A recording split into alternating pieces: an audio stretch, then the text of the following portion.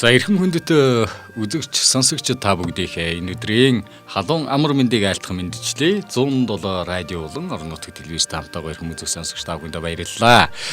Ингээд номын хавчуурга нэвтрүүлэг эрхэм үзэгч сонсогч та бүхэндээ хүрэхэд бэлэн болсон байна.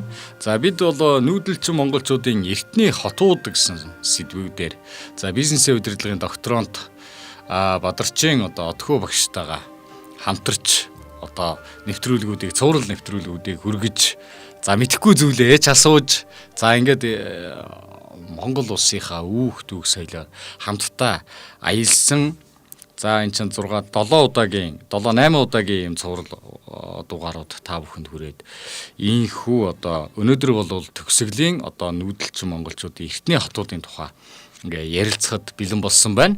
Ингээд эфирт бол хөтлөгч галсан. Докторант Отхоо. Найруулагч Илбэг Заяа нар та бүхэндээ номын хавчуурга нэвтрүүлгээ хүргэхэд бэлэн болсон байна. Танд энэ өдрийн мэндийг хүргэе Отхоо гişа. За баярлалаа. Тэгэхээр сонсогчдаа ч гэсэн энэ өдрийн мэндийг хүргэе. За баярлалаа. Тэгэхээр нүүдэлчин монголчуудын эртний хотууд. Өмнөх сэдвээ бас иргэн нэг сануулад тэгээд үргэлжлүүлээд явъя гэж бодож байна. Тий. Ингээд нийт 7 дугаар явсан байна. Тэгээд ер нь ингээд эртний хотууд дээр аялахаар бас юмыг бодогдуулж бид бол түгээр сайхан байна.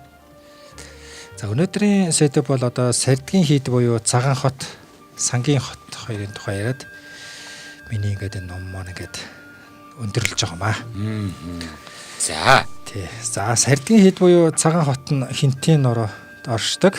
Сардаг уулын өөрт хүний хөл хөрөнгөний хөвч тайхын гүнд Монгол улс анхны нийслэл хотоо байгуулж байсан байна. Үүний хот батлах хотын туурийг шинжлэх ухааны актийн түүх археологийн хүрээлэнгийнхаа илрүүлээд байна. Баавга, Боргорос, Буг хандаа, модны мөчөр, дамжингүй, хэрэмгээд Зэрлэнгаан амьтдын үе хөлийг болсон энэ газар маань бид ингээд хотоо байгуулсан байл та. Сонирхолтой тий. Уулан дотор ингээд тэгээд тэнд ямар зорилгоор энэ хотыг хүн амтны хөдөлгөөн гэдэг ч юм уу хөл хөрөхөд бас нэлийн бэрхшээлтэй газар ингэж сонгож барьсан байдаг юм болоо. Тий. Монгол улсын ууган хотын нэг нь Бух ян, Сонгон ян, Сардаг гэсэн чандман эрдний байршлаар орших 3 том уулын зүрхэн тушаа газар наран ургах зүг рүү харсан байдалтайгаар орчин бол бүрдэж байгаа. Сардгийн хідэд нийт 9 байгууламж байсан бөгөөд зөвхөн нэг байгууламжийн гол цогчин дугны нэгэн хэсгийг түүхч археологч малтан судлаад байгаа. Тийм зөвхөн нэгэн хэсэг л бус нь бол судлагдаагүй л байна.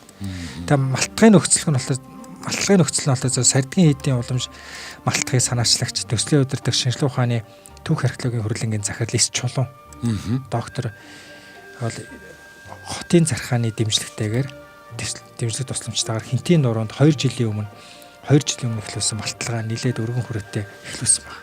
Чухал энэ олдруудаас бол олдрууд малтал зэрэг хотын бүтэц зохион байгуулалтыг бол судалж таньж бичсэн байна.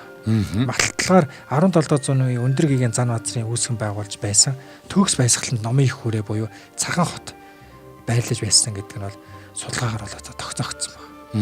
Сардгийн хідийн 9 барилгын хамгийн том байж болох цогчин дугны малтлагыг шинжлэх ухааны түүх археологийн хүрээлэнгийнхэн 2 жилийн өмнө бол судалж эхэлсэн байна. Тэд өнгөрсөн 70 гаруй жилийн түүхэнд ийм хүнд хэцүү нөхцөлтэй газар матлаг гэж байгаагүй.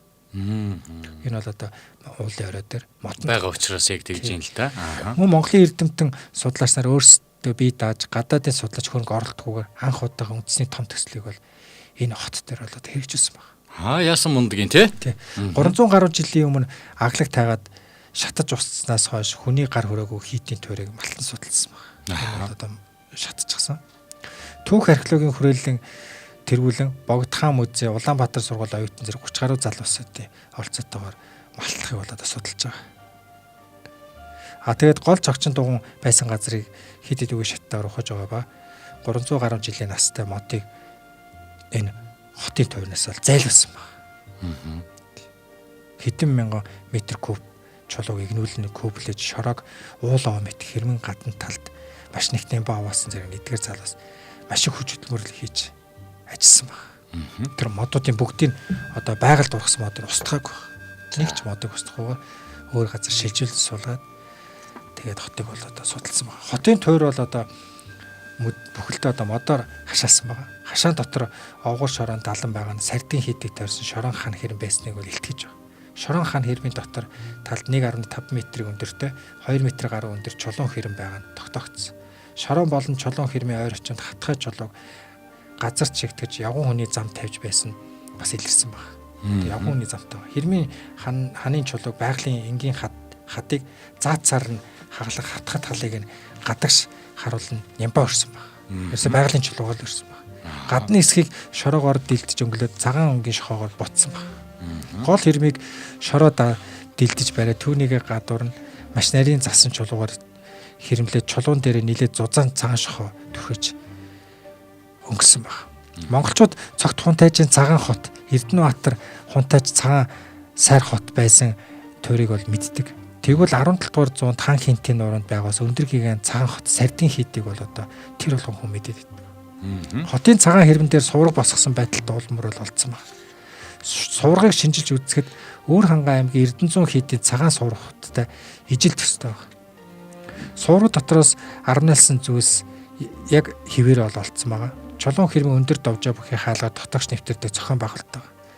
Модон хаалганы нугснаас нь малтлаг олцсон байна. 100 гаруй метр квадрат талбай бүхэлдэн чулуугаар бүрж шал зассан ба энэ хагалж хавтгай болгосон чулууг хөрсөн чигтгэж дивсэн баг. Одоогоор илэрсэн цогцлборт 9 барилга, 3 сувраг, чулуун хэрмэн байгаа тогтогдсон. 9 барилгын заримыг нь тусгаалan зассан өндөр чулуун довжоон дээр барьсан байна. Сүм бүр өндөр довжоон дээр өөдрөөгөө хоёр талаасаа буусан шаттай. Дундаа том цогчин дугантай тэрийг тойрсон барилга байгуулж өгөх хот байсан бол тогтогдсон. За 70 гаруй жилийн түүхэнд одоо малтлаг хийдэг судлаачны түүхэнд бол одоо их өрмөц ийм судалгааны ажил байсан гэдгийг бол энэ дээр зориуд одоо тэмдэглэсэн байна шүү дээ тий. Тэгээд бас онцлог нь бол Монгол улс анх удаа бас өөрийн бие даасан гэж байгаа шүү дээ тий. Судалгаа хийсэн. Өөрийн бие даасан одоо эдийн засгийн хувьд ш тэр ийм нөхцөл боломжийн хувьд анх удаа бас энэ сардин хийдийг одоо судалсан байна. За дээрэс нь бол одоо энэ бол тодорхой хэмжээний ийм үл хөдлөх дурсгалын одоо томоохон одоо соёлын томоохон одоо ач холбогдол та гэж үзсний үндсэн дээр л одоо ийм төсөл шийдвэрүүдийг одоо гаргадаг баг тийм ээ. Ер нь манай монголчууд би нэвтрүүлэг хэлээд хэлжсэн тийм. Монголчууд манай түүх хинтээ хот байгуулалтын талаар бол ариун түүхтэй байна. Яг үнэ. Тий одоо ингээд сонсохоор жишээ нь одоо гээд монголчууд 1654-өөс 1687 оны үед тоосох баар хадаас төмөр уцаа өөрсдөө хийдэг байсан баг. Өөрсдөө хийдэг байсан нь энэхүү судалгаанаас нотлогдож байгаа. Одоо энэ сардгийн хідээс олдсон барилгын дээврийг ваараар битүүлсэн байхаас гадна ваар нь дээр элдв чимгэлтэй байсан баг. Дээвэр хүртэл одоо өөрсдөө чимгэлж хийдэг ус шүү дээ тий. Дугны шалыг 10 гаруй сантиметр зузаан шороо дилдэж нагтаршуулаад дээр нь дөрвөлжин паалх шиг болгож зассан модыг дэвсэж тусгаалын янзаас нь тэр хിവэр нь хадгалагдсан. Тэгэхээр монголчууд өөрсдөө шал малаа хийдэг байсан байгаа тий. Тий одоо тэр чинь одоо шатааж хийн гэсэн үг шүү дээ. Одоо ваарн дээвэр гэдэг чинь сонин шүү дээ тий. Тэгээ тэр нь хийх ваартай байна гэдэг. Болол өөрөө бол тухайн үеийн нөхцөлдөө бол одоо гайхалтай тий. Хосхуу одоо тий архитектурын шийдэл явж шүү дээ. Шийдэл. Тэгээ тэр уулын оройд тэгээ тэр модон дотор хүнд хэцүү нөхцөлд ингээд монголчууд өөрсдөө ингээд хотоо босгоо. Тэгээд гаднаас юу ч авахгүйгээр өөрсдөө хийж ийнэхээр л одоо гайхамшиг та тий. Тий одоо бүр хэлэх үг байхгүй байна л да тэгээд. Тэгтээ манай бас судлаачид их томоохон анхаарал хандуулсан юм шүү. Одоо энэ дэр жишээлбэл модыг нь болохоор зөөгөөд өөр газар одоо шилжүүлж одоо угуулсан гэдэг тий. Тэгэхээр бас эх орны өөрсдийн судлаачид өөрсдийнхөө хөрөнгө мөнгө ингээд зардлын тэрний яасан тохиолдолд бол тэнд бас онцгой анхаарч байна тий. Байгаль их дэлхийдээ тий. Манай энэ одоо энэ сардгийн хэд дээр бол одоо энэ доктор эс чулууныг бол одоо дуртахаас өөр аргагүй болчих. За эс чулуугаа тий одоо нөгөө Чингис хаан музейн захиралтай. Яг үнэ тий. Үнэхээр гайхалтай манай нэр дэвтэрт бол одоо ингээл өөрсдийнхөө санаачлагаар одоо ингээл анх хөвчөд хот балгасын тойр байна гэдгийг бол одоо эс чулуугаа бол тогтоосон. Түүхэн сурвалж өндөр гигэний барьсан хот бололтой малтаж үзэх хэрэгтэй байна гэж хөрөнгө санхүүжилт гаргуулахаар хүмүүстэй болцсон. Өөрөө хөөцөлдсөн байна. Тэгэл энэ бичиж хөөцөлсөн биз дээ тийм ээ. Тэгээд тэр санхүү хөрөнгө өөрөө олоод тэгээд энэ судалгаа болсон. Яг хуу гадны тусламжтай бол анх бол сардин хийдэг бол хамгийн анх 1915-аас 1916 онд PA FIT-гээр өдөртөөс Оросын шинжилгээний анги шинжиж үзснээс хойш 1923 онд судар бичгийн хөрөлнгээс судлаач томилонтой танилцаж байсан байна. 1995 онд Шинжлэх ухааны академийн түүхийн хөрөлн Төв аймгийн музейтэй хамтарч энд ирж үзчихэд ботсон байдаг. 2014 онд Малтлагын дараа Улаанбаатар хотын зархаатай хамтран олон улсын хурал хийх үед нийслэлийн засаг дарга Батүлд хандсан байна. Одоо энэ хотыг одоо ингээд судлая гэдэг. Яа санхүүжилттэй босох ёо гэж ярих гэдэг шүү дээ тий. Ингээ яригдаж байгаа одоо энэ цаг үед бол одоо ингээд шийдэгдсэн үү тэгээд. Аа. Батүл одоо гэдэг хүн одоо хотын дарга хийж явах үед энэ асуудыг шийдэж одоо ингээд амжилттай болсон байна шүү дээ. Тэгээд одоо энэ хот маань одоо ингээд босоод ирвэл ер нь ингээд бид ярьж байгаа тий монголчууд ингээд хотын асар их соёлтой байна. Бүгдийг өөрсдөө хийдэг гэсэн байна. Тэгэхэд одоо энэ цаг үед бол жагарсмарлах тий.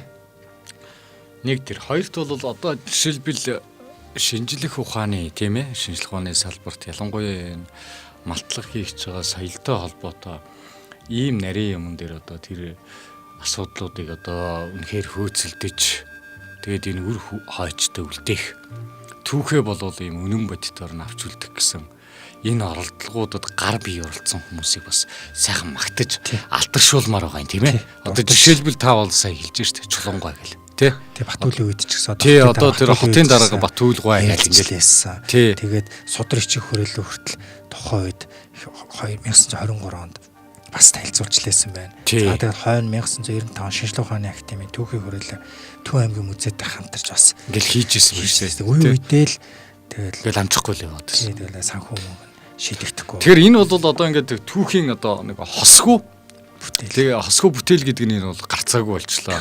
Тэгэж тэр барилга архитектурын хувьд бол тэр ямархуу хэмжээний том шийдлүүдийг бас тэн дээр хийж байсан бэ гэдэг нь бол одоо эндээс ер нь бол одоо ингээд судалгааны явцад эн чинь баримттай нотлоготой тодорхой болчихж байгаа юм тий. Сардгийн хэд бол яг одоо ингээд судлаад үзээр буддын шашинт холбогдчихлаа юм да.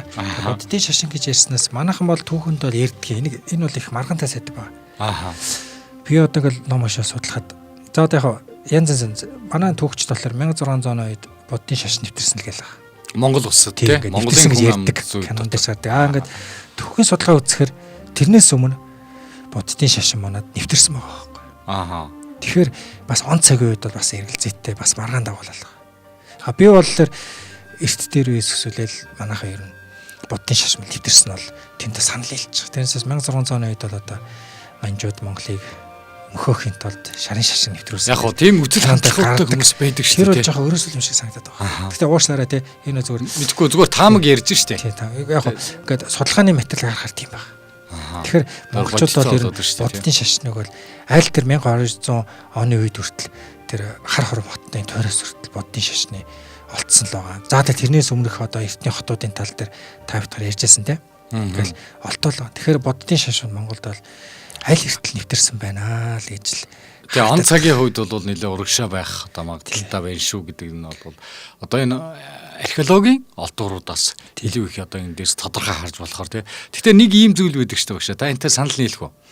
За одоо мэдхгүй бид нар бол янз бүрэл ярьдаг харийн шашин гэдэг ч юм уу те ингээл ингэдэг одоо тэгтэл монгол хүний амьдрал тэр амьдралын хэв маягт энэ буддын шашны он сургаалууд ямар тийм мундаг одоо таарч байна гэдэг ч юм. Ийм монгол болгоцсон те нэг ийм өөрийн болгоцсон бүр ингээд амьдралтай сашгүй холбоотой. Одоо бид нар болвол нэг том гашуун жишээг мэдэн шүү дээ. Ямар жишээ мэдхүү гэхээр бид нар за ингээд хүн болгон одоо ийм учрал өрөөлөөр энэ ертөнцийг ондж төрөөд эргээд буцах нь бол хорвоогийн зам шүү дээ. За энэ үед бол одоо ингээд түүнтэй холбоотой зан үйлийг ерөнхийдөө бол буддын шашны одоо дэг жаягаар хийж байгаа нь бол байдаг тийм ээ. А гэхдээ яг тийм нэг монгол хэв шинжинд энэ дотор ингэж одоо явж идэг.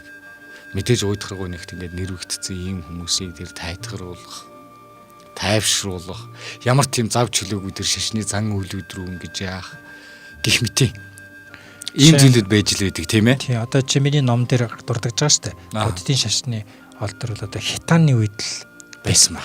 Тэгэхээр тэр эртнээс бид нар буддын шашныг бол одоо ингээд дэлгэрүүлж хөгжүүлсэн байна. Тэгээд нэг түүх ярихад зүгээр ойрын чирэл л да мэддэг жишээ. Одоо чинь социализм үед бол монголчууд шашин шүтлэг хаалттай байх үед Монголын өв соёлыг ёс уламжлалтыг манай лам нар маань л авч үлдсэн шүү дээ. Энэ сэхэтнүүд нь лам нар байсан ч гэж бас яг тэр лам нар маань тэр хүн хэцүү цаг он жилүүдэд тэр өв соёлыг лам нар маань авч үлдээд тэгээ тэр нь одоо энэ цаг үед арчил үсэл илүү дэлгэрүүлсэн. Тэгэхээр тэр хүн хэцүү онод 1921 оноос эхсүүлээл тэр урт удаан хугацаанд те 90 он хүртэл одоо хэдэн жил байна те тэр хугацаанд л манай лам нар маань тэр өв соёл өв уламжлал тэр зүйлийг л авч тээж үлдээж одоо ч 90 оны үед зах зээл шилжгээд монголчууд маань цагаасаар яаж тэмдэглэхээ мэдэхгүй л ийцсэн л байсан л ардсан шүү дээ. Тэгэхээр лам нар маань зүг чигээ яаж гаргах вэ? Яаж золголтыг хийх вэ? Шинийн нэгэн, шинийн хоёр битүүний өдөр тим өдөр байна гэдгийг манай лам нар маань ухаант лам нар маань зурхан аргаар ингээд тогтоогоод ирсэн. Тэгэхээр энэ буддын шашин бол Монголын түүхтэй бол ерөөсөө л нэгт холбоот тийм. Ерөөсөө л энийг болоод үгс хийцсэн байхгүй. Түүх илэрхийлээд байгаа хамжаатай бид яах вэ? Илэг зүрх бөөр гэдэг шиг тийм. Хүний одоо юугаар бол. Тэгэхээр соёлын хувьд бол одоо соёлын одоо бичиг соёлын хувьд бол за одоо энэ чинь нэг яг буддийнхаа зан үйлийнхаа дагуу явах юм бол урлах ухаан гэж бас явах бах тийм ээ. Сүм хийдийн одоо урлах ухаан.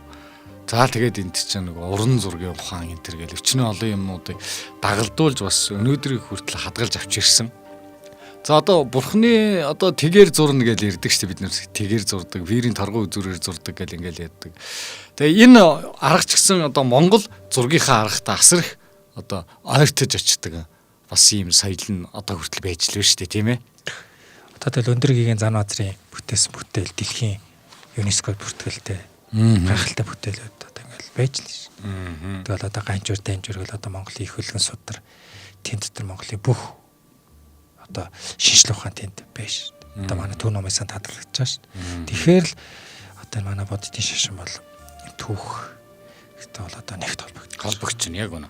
Одоо ингээд бас ийм тодорхой хэмжээний одоо Жавзан дам одоо хотгтой үеийн одоо юутай болвол сардин хийд маань холбогдно гэдэг. Зан базрын тийм ээ. Тэгэхээр л одоо энэ Богдхан ч гэсэн тухайн үед бас үүргээ гүйцэтгсэн л байгаа шүү дээ. Манай түүхч зарим нь бол Богдханыг муулаад байдаг те. Би өөртөө бол одоо санаа нийлдэггүй. Богдхан бол тухайн үед Монгол улсын тусаар тогтнолын төлөө бол үнэхээр гайхалтай түүхэн шийдвэр гаргасан. Тухайн үед даанч Богдхан хүчин бохирцсон л байна. Тэр гамин гэдэг чинь асар их хүн хүчнийхээ давуу байдлыг ашиглаад Богдханыг тулган гарцгүй болон шахсан. Богдхан бол ухаант ухраас ухаантай шийдвэр гаргаад одоо Монгол улсын цаг үед бид энэ тусгай тогтнол олчихсан л юм. Тэгэхээр бид бол хит их юмд бол туушаад иргүй маа. Түүхэл харж яг түүхийнхээ нотлох бодит зүйлстэй л бид тулгуурлаж ярих хэрэгтэй тийм. Тэрээс одоо хин нэгний юм уу хин нэгний сэтгэл хөдлөлөөр юм уу хин нэгний таалагдах гэж тэр түүхээ бид өгөөсөд ирэх. Жишээ нь одоо 21 оноос 90 он хүртэл Оросууд л Монголын түүхийг бичдэг л шүү дээ. Энэ бол одоо ялчгүй үнэн шүү дээ. Тэр хугацаанд л Монголын хамгийн сэхэтэн ламнараа Оросын захиалгаар л устгасан шүү дээ. Энэ бол одоо үнэ. Тэгэхээр их гүрний дунд оршин тогтно гэдэг бол жижиг улсын хувьд бол хэцүү л дээ. Тий. Их гүрнийдийн дунд оршин байгаа одоо жижиг үндэстэн тусгаар улс.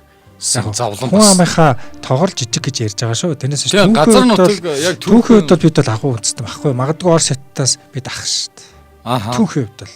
Өөр яг хүн амынхаа тоогоор хөгжлөөрөл одоо энэ цаг үед бол буураа харагдаж байгаа боловч бид түүхэндээ бол Орос хятад хоёрыг захирч явсан. Орос хятад хоёрын түүхийг бид бичсэн. Тэгээд тэнд бидний босгосон хотууд байж л шүү. Тэг газар нутгууд нь байж байгаа. Монголчуудын босгосон. За гих мэтэр ингээд яригдэн тийм ээ.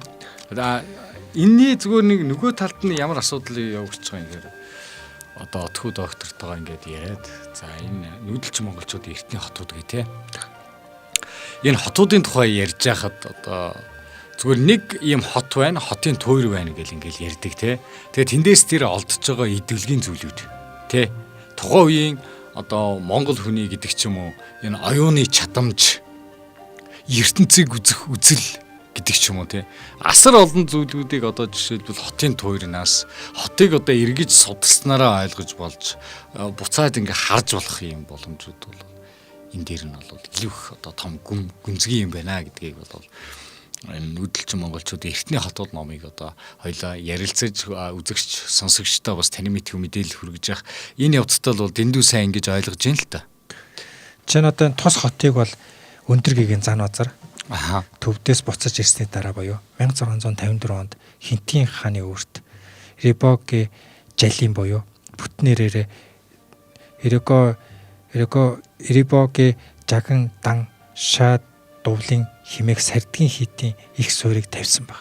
Энэ бол төвдөг л юм. Мөн хожуу үе зохиогдсон богд Жавзан дамбын анхны төрлийн нэр оршоо химээх Монгол сурвалж Ээр засагчийн 11-р он химээх хөх морин жил 1654 онд богд Жавзан дам гэгэнтэн халахын газарт Хинтийн уулын үрд шарын шажныг бадруулах Рибо гэ гандан шатдублын химээх номын их хүрээ байгуулагдсан гэж тэмдэглэгдсэн байна. Тэгэхээр л манайхан бол одоо энэ буддын шашинд бол ямар шүү их байр суурь эзэлдэг вэ? Буддын шашныг одоо хөгжүүлэхэд ямар их түүхэн ач холбогдолтой гэдэг нь одоо юм удаас харагдчих. Нөгөө талдаа бол одоо тэр шашны соёл дэгж аягтай холбоотой оюун санааны асар их одоо том боломжууд нь энэ дотор бас байна гэдгийг өвгдөөдс маань олоод бас харцсан байгаа байхгүй тийм ээ. Гайхалтай. Тэгэхээр л одоо бид одоо энэ эртний хотуудаа босгосноор бид түүхийн магадгүй зарим нэг зүйлийг эц суулган тийм маргаантай одоо зүйлөө сэдвүүд одоо энэ цаг үеч гэсэн яригдал хийдэг штэ. Яг тэр зүйлүүдийг эцсийн дүнг энэ эртний хотуудаа босоо судалснараа л эцэг тавих болоо гэж би дотроо бодож байгаа. Тэгдэг. Одоо жишээлбэл тэр чин болов нэг тийм онцгой нөхцөл байгалийн сайхан гэж одоо хийдик сэрдгийн хийдий. Одоо локейшн болвол тийм ээ. Одоо энэ тийм уул усандаа ойрхон. Тэгээд тэрнийг бясалгал даяаны одоо зүйлүүдийг одоо тэнд гүйцэтгэх гэдэг ойрхон.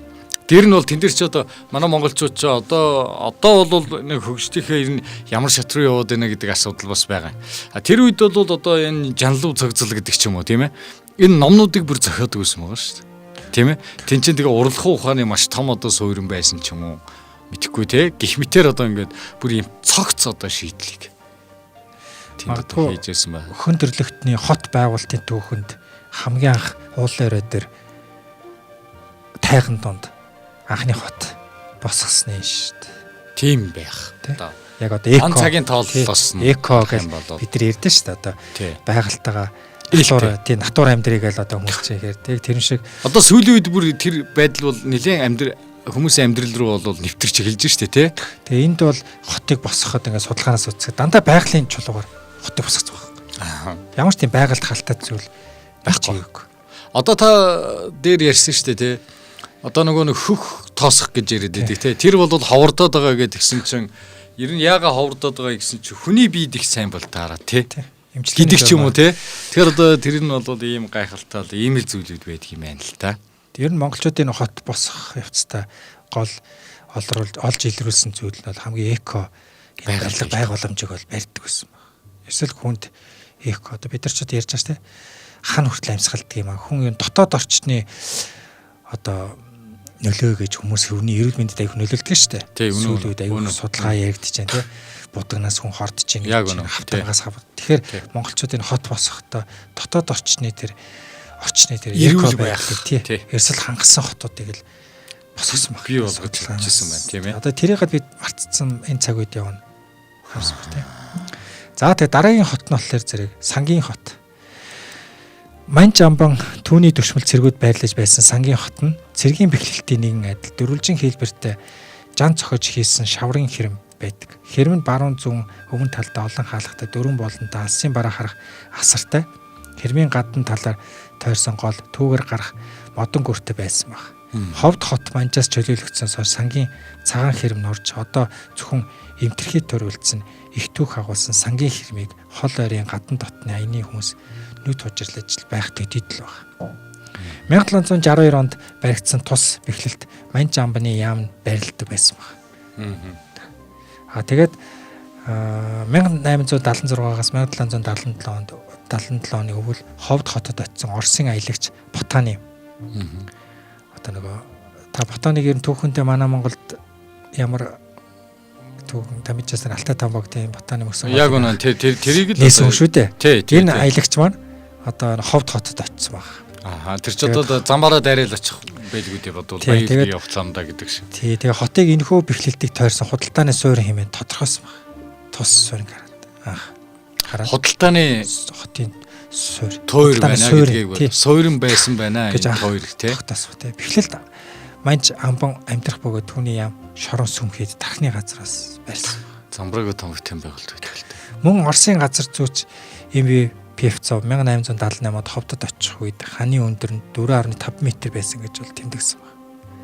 Бэхлэлтийн өмнөд хэсэгт манж амбан түүний яам жас албан байрууд болон цэргийн хуаран байрлах бол зүүн хэсэгт нь худалдааны пүүсүүд хятадын буддын сүм дугуйн исламын мечет байсан байна. 1912 оны 8 сарын 7-нд Жаалам Дамби Жантсан нарын удирдсан хүч Ховдыг чөлөөлж манж амбан цогт хоёроо бэхлэлт бол сүйдсэн байна. Сангийн хотод манжийн төрийн гол хэрэгмтэй В амбан байрлаж монголчуудтай холбоотой хэргийг эрхлэн ажиллаж байсан байна. Олон өргөгдсөн Монгол улс 8 дугаар богдож авсан дамхан 1912 оны ихээр цэргийн яамны сайд Хатанбаатар магсарч аваар цэрэг удирдуулан явуулснаар 1912 оны 8 дугаар сарын 25-ны өдөр манж хятадыг болгон авч 250 гаруй жилийн түүхтэй Ховд хотыг бол чөлөөсөн эртний түүхийг энд бол өгүүлж байгаа.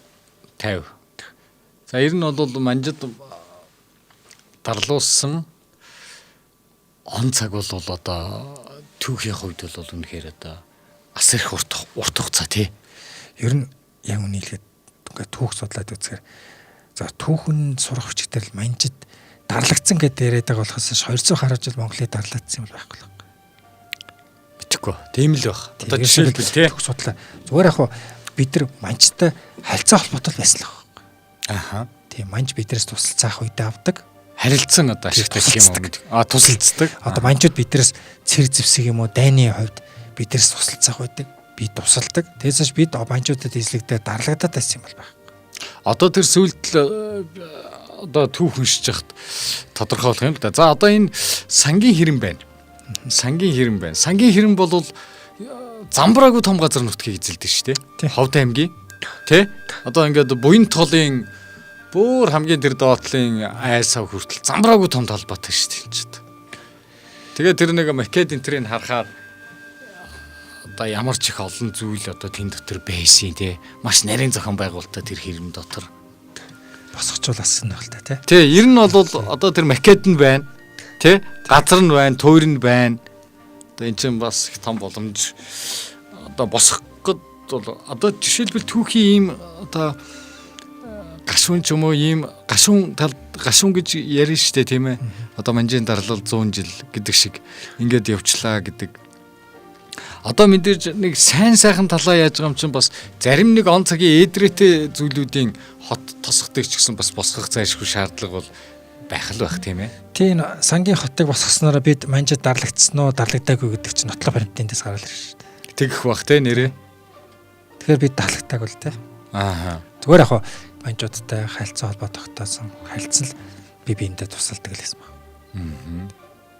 Манжид ч өөрөө яг авч үзэхэд Монгол асалыг цусны л хүн байсан баг. Тэгэл хоорондоо яг одоо ингээд түүхий тарч утрал тий. Хараад үзэхэр тий он цагийн ингээд судалгаа явуулахаар шүү дээ. Тарч утрал ингээл энэ байдалд төрсэн болохоос. Тэгтээ ер нь ингээл Монголын түүх гэдэг бол тэгэл бас гайхмаар тий. Сонин.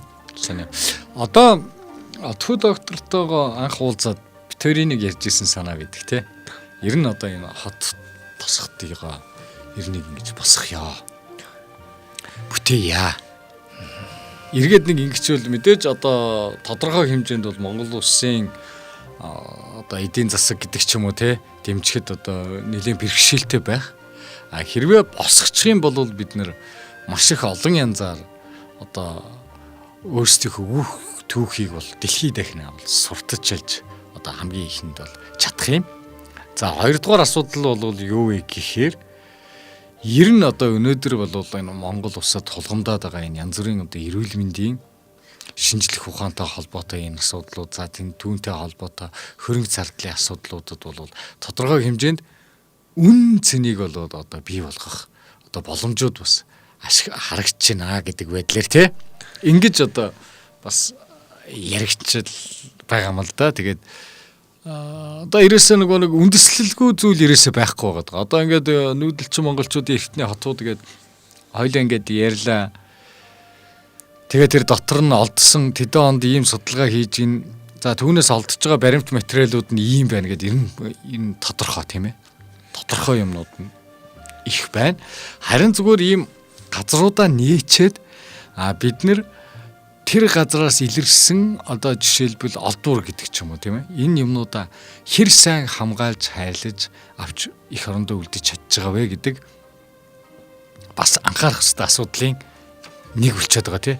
Ялангуяа гадаадын экспедиц энэ ирэхээр дээж аавн энэ гэдэг байдлаар ховор сонин садан үзмрүүдийг одоо авч гараад буцааж орж ирэх тал дээрээ тодорхой хэмжээний бас асуудалтай гэдэг шиг тий. Иймэрхүү нөхцөл байдлууд бас энэ нүүдэлчин монголчуудын эртний хотууд гэдэг энэ сэдвийг ярихад бас их тодорхой ойлгомжтой харагдчихлээ л да. Тий одоо ингээл энэ эртний хотуудаа бид ингээ босгочих юм бол түүхэн 3 үед хувааж байгаа байхгүй. За гадны жуулч, дотоодын жуулчтай татгаад. За одоо эхний үе нь болохоор зэрэг чулуунцгийн үеийн дурсгал. Тэ тансаг болон шинж чулуунцгийн үеийн буц. Энд бол одоо хүмүүс анх суурин үсгэсэн байна шүү дээ. Тэгээ тэр сууринаас чинь хот бий болсон байна. Яг үнэ. Тэгэхээр тэр суурин чинь явсаар бол одоо манай түүх илэрхийлээд байгаа байхгүй. Тий. Ерөөсөл ингээл Китаны ойгроо за тэгэл одоо хүнүүгүй. За тэгэл тэрнээс хойш их Монголын үе, элсийн үе. За тэгэл тэрнээс хойш одоо Батөрлын үе те. Тэгэхээр л манайх түүхийн хувьд ингээл судлаад үзээ эртний хотууд маань ингээд босчих юм бол одоо хүүхэд залуучууд битгий дэлхийн нийтийн танин мэдхүүд чухал ач холбогдолтой цаг үед. Тэгэхгүй бол одоо дэлхийн энэ мөнгөтэй нуус орнууд чинь түүхийг одоо тэгэл хүснээр гуйлах юм шүү дээ. Өөрсдөө цохогоол, өөрсдөө гуйлал тэгэл Холливуудд хүртэл одоо тэр киногаа гаргаал. Одоо Сиампа гэдэг үндэстэн ч одоо хятадын үндэстэн болцсон л явж шин. За уучлаарай шүү тий, уучлаарай. Сайн гэдэг ч одоо Монгол хог аймаг нэг ухсаа гарал улсууд. Тэрний ч одоо бодит ч мулан. Би иржээс таахны мулан гэдэг ч одоо Монгол баггүй. Тэг ч одоо хятадууд ингээл. За одоо тэгэл луу бэлэгдэл. Одоо сүүлүүд луу чинь 2 хэсэг багчаад байгаа. Хятад луу гэдэг нэг луу гараад ирсэн. Монгол луу гэдэг. Нэг үндэл нэр түүхийг бол хэвээр нэг одоо хүснээр гуйлж байгаа байхгүй. За энэ дээр бол одоо бид бол одоо хатуу байр суурьтай байх хэрэгтэй. Монголын түүхийг бол үеийн үед түүхийг авч хамгаалах ёстой. Тэр ч үндсээрээ би өөрийнхөө энэ цаг үед амьдарч байгаа энэ бид нар ч бол амьдралын цикл шүү дээ. Нэг цаг үеийн л нэг хэмжээс энэ цаг үед амьдарч байгаа хүнийхээ хувьд отгоо гэдэг хүний хувьд энэ түүхийн номоо бичээд гэдэг уншигч хүмүүдийг хүргэж байгаа. Тэгээд яг уншигч хүмүүс миний номноос уншаад эртний хотуудыг судлаад нэрээ эртний хотуудад чи ийм танин мэддэг ач холбогдолтой юм байна. Босчих юм бол ямар гайхалтай юм бэ? Жишээ нь тавтар ижстэй хар хором хотыг 20 жилийн хугацаанд барьна гэхээр гэсэн. Үнэхээр харамсалтай тоо. Гэдэг юунд тэгж бодоод идэв бид ч одоо шинэ хот биш шүү дээ. Тэг чинь хуучин хотын л төрөг сэргийг дахин сэргээж байгаа болохоос ямар шинэ хот босгоогүй. Нэг 20-3 жилийн дотор босгочихлоо да 4-5 жилийн дотор босгочих. Тэгээд тэндээсээ бид маш богино хугацаанд босгоод ашиг олох хэрэгтэй байна. Буцаад. Тэгээд жуулчдыг татах хэрэгтэй байна. Одоо нэг хүнүүгийн луутгатыг босгох хэрэгтэй. Энэ хотод энэ миний номд орсон бүх хотуудыг босгочих юм бол бид за яг нэг удаатай л их мөнгө цацсан үстэй. Тэрийг гаднаас одоо чинь технологи хөгжсөн нэг бид дэлхийн энэ хөрөнгө оруулагчдыг Монголд татаад тэгээд тэндээсээ татсан хөрөнгө оруулалтаараа эртний хотуудаа босгоод тэгээд маш богино хугацаанд босгох хэрэгтэй байна. Цаадлын хугацаанд 10 жилийн хугацаанд босгоод эртний хотуудаа босгоод тэгээд тэндээс олсон орлогоо миний ярьдаг эхний удаад эрүүл мэндийн даатгалын тогтолцоог одоо Монгол улсын иргэн хүн бол амьд явах хэрэгтэй. Үндсэн хуулиараа заацмаг шин. Амьд явах эрх нь одоо зөрчлөөд байгаа хязгаарлагдсан бол болчихсон. Тийм, ерөөсөөр зөрчлөөд байгаа өвчин зовлон байна. Тэгэхээр энэ өвчнгөл цөмөөрөө энэ Монголын түүхийн өв баггүй түүхийн өв бас олдсон энэ орлого гэдэг чинь түүхийн баялаг. Энэ түүхээс олсон баялагийг бол одоо Монголын артан бүгдэнд нь одоо ингээл эргэдэг хуваах хэрэгтэй. Тэгж яаж хуваах вэ? Зөвхөн бэлэн мөнгө тараагаадаа гэж юм биш. Зөвхөн эртний хотоодоос босгосон орлогоороо энэ эрүүл мэндийн салбар толгомдоод байгаа энэ асуудлыг цөмөөрөө шийд. Тэр цөмөр эрүүл мэндийн тусламжлагыг үн төлбөрөөр болгочихэ. Би ингээд судалгаа хийгээд явж хагаад эмнэлгүүдийн байгууллагуудаар ингээд судалгаа хийж байгаа. Нэгдүгээр эмнэлэг хавдар халдварт их нялхсдаар ингээд судалгаа хийгээд явах. Хамгийн том эмнэлгүүд шүү дээ. Тэнд одоо нэгдүгээр эмнэлэг дээр бол ихцэн шилжүүлж байна л да. Тэгж. Манайд бол одоо 5 эрхтэн шилжүүлж байгаа. Бөөр. Илэг. Гэх мэтэр зүрх. Тарих. Зүйлд ч хүмүүс суулгасан. Тэгэхээр ингээд шилжүүл ингээд суулгаад эмч нартайгаа ярихад манай эмч нар бол бас харилцаа адилгүй л байгаа. Зарим нь болохоор эрүүл мэндийн салбар үн төлбөр болох нь зөв гэж байгаа. Зарим нь болохоор зэрэггүй эрүүл мэндийн салбар үн төлбөр болгох чинь хүн эрүүл мэндэд хайхрамжгүй ханднаа гэж байгаа. Тэндээ бол би санаа нийлэхгүй байгаа. Хүн юу гэж за энэ эрүүл мэнд үнэгүй болчихсон шүү гэж хүн өөрийгөө хохироод байна гэж юу багт те. Эрүүл мэндийн хайхрамжгүй батгал басаад те. Тэгэхээр ер нь ингээл эрүүл мэндийн салбараа ингээд бид дэлхийн түвшиндээ авчиад эхний удаад Монгол хүн эрүүл байх хэрэгтэй. Тэгвэл бол одоо Монгол дэлхийд хүн амынхаа тоондоо өвчлөлийн тоондоо ингээд харьцуулахад бид дэлхийд тэрүүлж байгаа. Монгол хүний дундаж наслал дэлхийн дундаж наслаас даруй 20-30 жил. Тэр цэвэр эрчүүдийн дундаж наслал бол 40 нас шүү дээ. Одоо дэлхийн нийт бол тэгэл 80-80 хүрүүл явчихсан шүү дээ. 20-30 жил гэдэг чинь үнэн шүү дээ, тий? 60-70 гарчаал гэр бүл болол явчих хэвчээ. Тий. Тэгэхээр бид нар бас нөгөө эрүүл мэндийн нөгөө шинжлэх ухааныхаа хувьд гэдэг ч юм уу, техник тоног төхөөрөмж гэдэг ч юм уу, энэ зүйл дээр бол ямархуу хэмжээнд бас хоцорч явж байгааг бас энэ жишээ гэрчлэн л дээ, тий? Тэгээ манай нэг Солонгос найз 100 ирсэн. За. Баярлаа. За Монгол ямар санаж, Улаанбаатар хот ямар санагдаж байна. Солонгосын нэг 70-80 оны үеийн л хөгжилтэй байна. Одоо би өнгөрсөн үедээ л аялаад ирлээ л гэдэг шүү дээ.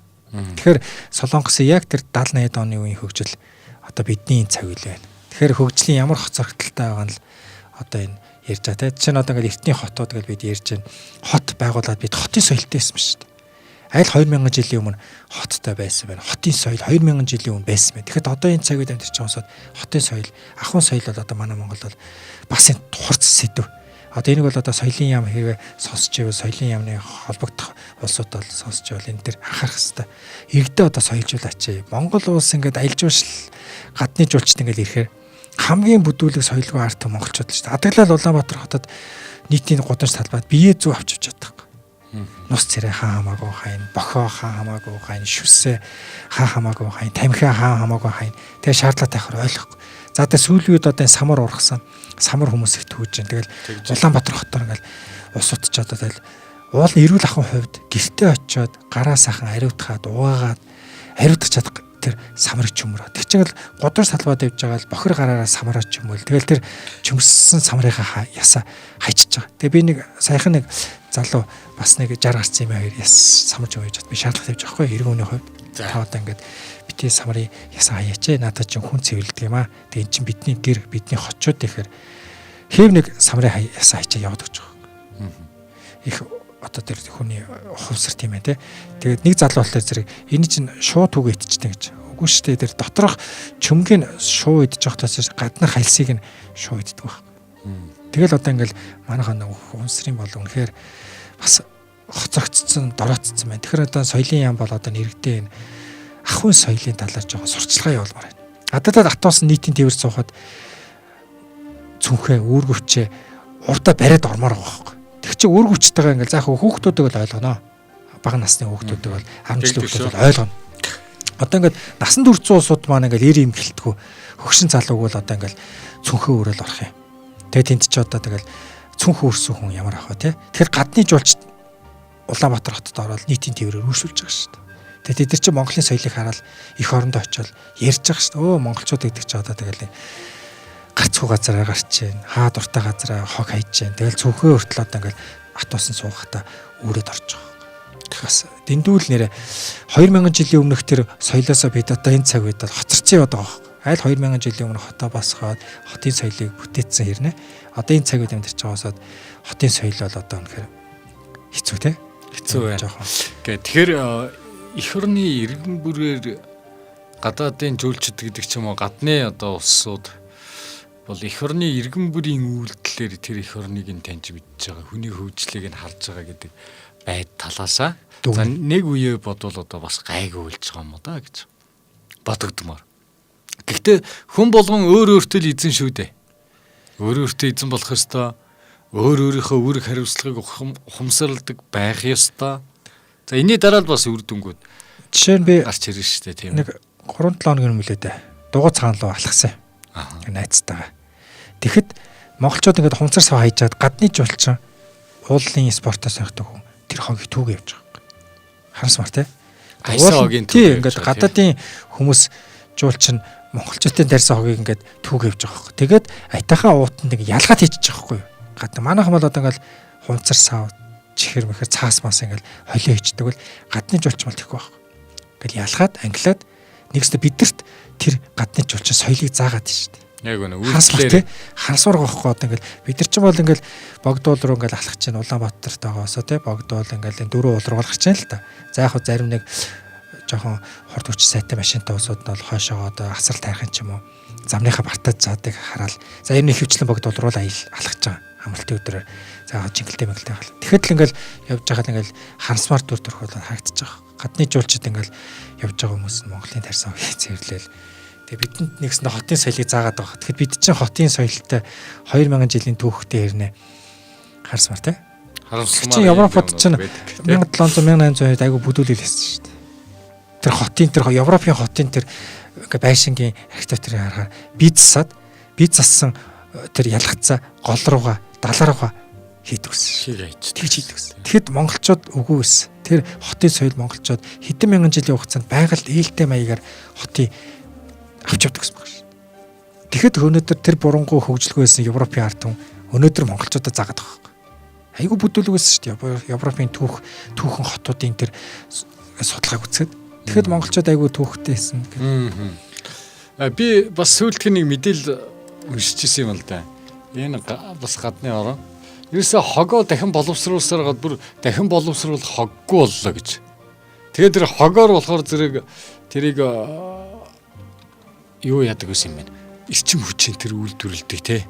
Ингэдэг байсан чи одоо тэр хоггүй болсноороо одоо энэ эргээд асуудал боллоо гэж дэлхийн нийтэд зарлчлаа шүү дээ тэр хот бол.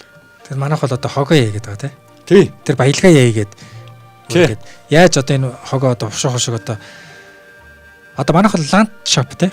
Хогоо одоо тусдаж байгаа шүү дээ. Яг үнэ. Газар ландшафт гэдэг технологи байгаа гэж болж байгаа. Энэ бол одоо хамгийн хоцрогдсон баг. Хамгийн хоцрогдсон аргалах л. Тэгээ яг Япончоос үлд яг тэр болсон хогноос нь эрчим хүч гаргаж байгаа. Тэгээ судалгаа явуулчихлаа. Тэгэхээр одоо эн чинь хэр бас үр дүнтэй арга юм гэдэг ч юм уу мэдэхгүй. Одоо ийм олон юмнууд бас гарнаа. Тэгэхээр хөв хөнгөний ухамсар гэдэг зүйл болвол улс орны одоо том иргэний юм уу, иргэний хөгжлийн юм уу, маш их хөгжлийн одоо том нүүр царай болж байгаа гэдгээ иргэн бүр ухаарч чадах юм бол үнэхээр одоо энэ бол ямар нэгэн одоо асуудал байхгүй гэдгийг бол эндээс үзэж болно. Тийм шүү дээ. Одоо гадны жуулчд Монголд ирэхдээ түүх харж ирж байгаа. Тий. Хөөх энэ монголчууд чинь төр улсны хамгийн анхны улс юм биш.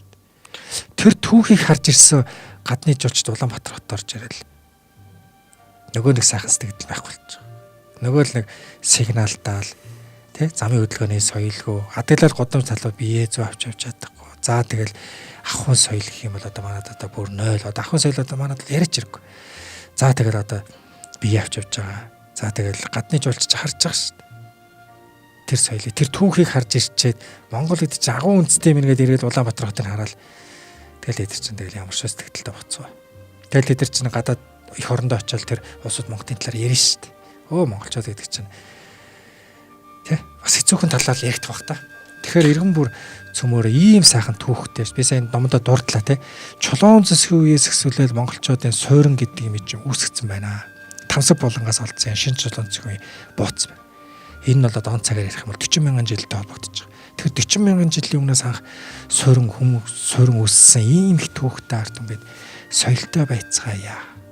Тэ бид одоо түүхээр бид дэлхийд бас гайхахтын хажуугаар соёлоороо бид бас гайхдаг шүү дээ. Монголд ирсэн жуулчд Монголд ирээд ямар агуу түүх ямар агуу тэр ингээл жуулчд ингээл Монголд ирээд хулгай ихтэй гэж ярьдаг. Тэ үнэн шүү дээ одоо тэр нуух юм байхгүй шүү дээ. Ингээл юм ингээл тавьчаал гадны жуулч битээ тэдээ өөрсдөө хүртэл ингээл дэлгүүрт ороод нэг лангуундаа мартаад ч юм уу төрөвчээ цуцаад олдно гэж байхгүй шүү дээ. байхгүй. Тэр бол одоо түүхэнд байхгүй гэдэг шиг тийм юм. Тэгэхээр монголчууд бол ийм арт хүн байгаагүй л байхгүй. Энэ өв соёл, өв уламж гэж монголчууд түүхэн нэгээ судлаад үзэхээр хамгийн шудраг, хамгийн зарчимч, хамгийн одоо байгаль дэвтэлтэй тэр эко байсан баг. Тэгэхэд одоо энэ цагууд амьдарч байгаасууд хамгийн залхуу, хамгийн бүдүүлэг, хамгийн соёлгүй, хамгийн арчаагүй. Одоо муу мухай юм л одоо энэ цаг үед байна тий. Одоо энэ л жоохон хөөс. Ер нь анхаарал ш та гэж. Тэгээс Монголын түүхийг бол би буруудгаагүй шүү. Энийг бас зүгээр алгаарай. Тэгэхээр хүн болгоны хувийн соёл гэдэг зүйл бол одоо ялангуяа юм хот суурийн иргэншил дотор миний эрхтэй чиний эрх гэдэг ч юм уу энэ олон зүйлүүд одоо миний таны эрхээр бас хязгаарлагдж байгаа ийм олон зүйлүүд бас байдаг. Тийм болохоор дор бүрний ухамсартай амьдрах ийм зайлшгүй шаардлага үүссэн гэж ингэж бодож байгаа. За ингээд эрхэм үзэгчтэй. Номын хавчурга нэвтрүүлэг сонсогчд та бүхэндээ болон 107 радиогийн сонсогч та бүхэнд болон орон нутгийн телевизийн үзэгчтэй одоо хүрээд ийхүү одоо нүүдэлчин монголчуудын эртний хотууд гэдэг бизнесийн удирдлагын докторант Отхоо багшийнхаа одоо энэ бүтээлийг намын хавчурга нэвтрүүлэг маань онцлоод ерөнхийдөө ингээ хотуудынхаа тухай бид хоёр таймлж ярьчээ зүгээр өнөөдрийн энэ цаг үеэр нь ямар хөө байгаа юм бэ гэдэг тухай цаг үеийн асуудлаар одоо санал солилцлоо л доо. Тэгэхээр энэ хүн ном маань одоо Отхоо докторант маань одоо энэ 7 цувралын өмнөхөөс эхлээд бас дахиж ажиллаад ер нь одоо ийм альва нэг зүйлийг болвол илүү их ойлгомжтой байх нь зүйтэй байна гэдэг. Одоо номоо шинчилж одоо ийм дахиад одоо ийм болгож гаргасан. Энэ одоо хичнээн хувь хэвлэгдсэн байх шээ. Тий одоо монголчуудын эртний хотууд гэдэг энэ ном маань. Тий одоо 100%. Ааха. Тий би ч бас нөгөө санхүүжилтийн хувьд бол би нэвтрэл хийжсэн те. Би ингээд манай судлаач нар бол ингээд судалгаа хийдэг, материал гаргадаг. Энд чинь гарын авлага юм л та. Ном гаргаад тэгэнгүүт хэвлэхэд л дор хаяж нэг ном 40-50 сая басдаг байхгүй. Тэг үнэ. Тэгэхээр тэр их мөнгийг бид бол бас гаргахад бас хэцүү байдаг. Одоо бид нар нэг ийм зүйл байдаг л дээ. Одоо ялангуяа надад их тохиолдчихсон. Гадаад дотоодын найзууд бас их байна. Жишээлбэл би тэр хүнд одоо юу өгөх вэ гэж их одоо бодж явдаг байхгүй юу? Тэгэхээр тэд нар бол их гой зүйлийг бас бэлэг болгон барина. Би ч гэсэн бас нэг зүйлийг бэлэг болгож баримаар санагддаг. Тэгэхээр Отхоо докторантын маань энэ нүүдэлчин монголчуудын эртний хотууд ном маань хойно олон улсын одоо энэ англи хэлээр одоо ингээ гарцсан. Тэгэхээр та бүхэн бас над чиг бас нэг юм байдалд орж ирсэн байж магадгүй. Тэгэхээр энэ бол оюуны маш том юм дурсгалын зүйл болох юм шүү гэдгийг бис хэлмээр байгаа. Тэгээд өөрөө магадгүй мэдэхгүй байж болно оо. Гадралдаг байж болно те. Үүх түүхээ бас хин нэгэн одоо гадаад дотоодын найзуудтай ингэж бэлэг болгож өгч эх орныгоо одоо сурчлан таниулах үүсэд нэг ч гэсэн одоо ийм гоё том оюун санааны хувь нэмрийг бас оруулаарай. Тэгээ энэ нүүдэлчин монголчуудын эртний хотууд гэдэг. За гадуур одоо яаж одоо үзэгчд, сонсогчд, уншигчд маань магадгүй авахыг хүсэж болно тийм ээ. Хаанаас яаж хандаж, яаж авах нь зүй төвлөө.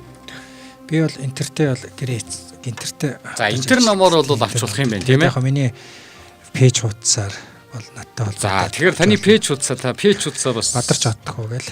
Бадарч чадах уу гэсэн пэйж хуудас үү тийм ээ. Тэнийг холбож болно. Тэгээ яг дараагийн нэвтрүүлгээр одоо ингээд эний одоо ингээд дуусчих энэ эртний хотод тэгээ их нэгтгэхээс эхлээд бит хоёр бол уулын талаар юм. Уулын талаар ярих юм бол илүү одоо дэлгэрэнгүй болоод ирнэ. Энэ эртний хот ер нь бид ер нь Монгол гэж ер нь ямар үндэстэй юм бэ? Ямар улс байсан, түүхэнд ямар үүрэг гүйцэтгсэн гэдэг чинь тэр уул ном дээр илүү дэлгэрэнгүй болоод ирнэ. Тэгэхээр Монгол хүн бол дэлхийн альч өнцөг болонд явсан чээж дүүрэн явах хэрэгтэй. Яг би Монгол хүн гэдэг энэ бахархал тий. Тэ үнц нь Монгол хүн дэлхийд байдгүй түүхийг монголчууд бичсэн байна. Тэр утгаараа миний номны нүүрэн дээр байх. Энэ одоо хар хормоос олдсон. Биш ээ. Хүнүүгийн луутхатаас олдсон. Дурсгалын зүйл. Одоо энэ чинь алтан хотын бэлэгдэл луутхат байхгүй энэ луутхат юм. Одоо тэгэхээр би энэ ном дээр яагаад ингэж оруулж яана гэхээр одоо хизээ нэгэн цагт магадгүй ойрын хугацаанд энэ хүнүүгийн луутхат нь босоосоо. Бид энэ хүнүү улсаараа одоо анхдагч юм хүнүү гэж одоо анхдагч одоо эзэн юм гэдгийг одоо баталж харуулсаа гэсэн үгнээс номон дээр ингэж харуулад тэгээ луутхат маань ойрын хугацаанд босоосоо гэдэг ийм сайхан сайхан ерөөл бас нэг сайхан бодол тий Монгол хүн болгон л магадгүй энэ номыг уншаад ч юм уу эсвэл эртний хотуудынхаа тухай судалж үзчихэд ингэж бодох байх гэж би бас найдаж байгаа шүү дээ. Гайхалтай. Ингэж бас бодмоор тий. За ингээд нүүдэлчин монголчуудын эртний хотууд цоврал дугааруудтай хамтаа байсан. Эрхэм үзэг сонсогч та бүхэндээ туйлаас их баярлалаа. Тэгээ бид дараагийн цовруулаар бол одоо уул гэдэг номнуудын талаар одоо ярина. Нэлээ олон нутаг устаа манайх бол одоо өргөн баян дэлгэр уудам газар нутагтаа за түүн дээр үлдсэн одоо түүх төрсгөлийн гэдэг ч юм уу те идэвлэгийн ийм их олон зүйлүүдийг бас уул номноос илүү их таньж мэдж ойлгож болох байх тийм ээ. Тэгэхээр дотоодын аялал жуулчлагч ч гэсэн одоо бид хоёрын энэ номныхаа талаар ярьж байгаа за уул бүтээлийн талаар сонсоод ийшээ тийшээ аялахтаа хүртэл тодорхой хэмжээний танин мэдхэн мэдээлэлтэй болоод нөгөө уулан дээр очиж бас баримтуудыг харж те үзэж сонирхож за энд ийм түүх хөхтэй юм гинлээ гэдэг ийм одоо мэдээллүүд их тодорхой болох байх гэж ингэж бодож байгаа. Тийм зөвхөн нэг жишээ хэлэхэд одоо Монгол миний нуул гэдэг ном дээр гарна л да. Одооход илэрүүлээд ирэх байх. Зөвхөн дэлгэр ярихад оршил маягаар ярихад Монгол дэлхийд байдгүй давсан уул байдаг. Тэр давсаа бид боловсруулад экспортлох магадгүй дотооддоо бид эмчилгээний журмаар ашиглах юм бол бид одоо давсаа дандаа гаднаас импортлж авдаг. Одоо тийм нөхцөл байдал руу шийдсэн байгаа шүү дээ. Тэгэхэд Монголд өөрсдөө хүний биед хамгийн ач тустай уул, давсан уул манад байна. Тэндээс ах бага хэмжээгээр л олборлолт хийж байгаа. Тодорхой. Тэгэхээр тэр найрлага майлгаа нүртэл эрдэмт маань тогтоогоод хүний биед ямар их гайхалтай ач тустай вэ. Тэгэхээр л монголчууд үнэхээр л одоо байгалийн баялаг гэдэг зүйл бол гайхалтай сайхан ийм одоо олдурууд. Тэгээд бол нэг хүннүү сүннүүгийн үеэс хэршүүлгэлдэг ч тийм ээ. Тэгээ миний нэвтрүүлэг анх хийхдээ л ярьжсэн тийм. Одоо цөмөр уул уурхаага болио. Одоо уул уурхаага болоод энэ ирсэн эртний энэ түүхүүд дээрээ би цөмөр аялал жуулчлаараа эртний түүхээрээ цөмөр мөнгө босгочихлаа. Билехийн хөрсөн доорч хөрсөн дээрээ чинь ариун баялаг түүх байхад бид энэ түүхээрээ л бид дэлхийг сурчлаад аялал жуулчлаа хөгжүүлээ. Уул уурхаа одоо бол ирсэн. 30 жил бид уул уурхаагаар явлаа. Монгол бас хөгжсөн нь. Хөгжөг улам л дорж байгаа. Дэлхийд дээр хөгжлөөрөө хамгийн хоцрогдсон бас Монгол шүү дээ. За ийм байна. Тэгээд нүүдэлчин монголчууд эртний хотууд цовралтай хамтдаа байсан их хүмүүст сонсогчдод та бүхэндээ баярлалаа. 107 радио болон за орон нутгийн телевизээс номын хавчуурга нэвтрүүлгээ та бүхэндээ хүргэж байгаа. За өнөөдөр бол нүүдэлчин монголчуудын эртний хотуудын тухай та бүхэнд хүргэсэн ийм одоо цоврал нэвтрүүлгийг энд хүрээд жаргаж байна. За эх дугаараар бид уул номын тухай. За өөлд овгийн за докторант бизнес удирдлагын докторант Бадарчин Отгоо багшийнхаа уул номын талаар онцолж. Түүнтэй холбоотой танин мэдхүү сонирхолтой одоо баримтуудыг та бүхэнтэйгээ хуваалцсан, та бүхэнтэйгээ санал бодлоо солилцсон. Ингээ хамтдаа байдаг эрхэм үзэг сонсогч та бүхэндээ баярлалаа. Номын хавчуурга нэвтрүүлгээ хөтлөгч галсан. За докторант Отгоо, за найруулагч Элбэг Заяанаар ажиллаа. Ингээд хамтдаа байдаг эрхэм сонсогчид та бүхэндээ чин сэтгэлээсээ баярлаж талархснаа илэрхийлье. Ингээд эх дугаараар цоо шинхэн номын агуулгаар эргэн уулзтлаа. Түр баяртай үзэгчтэй.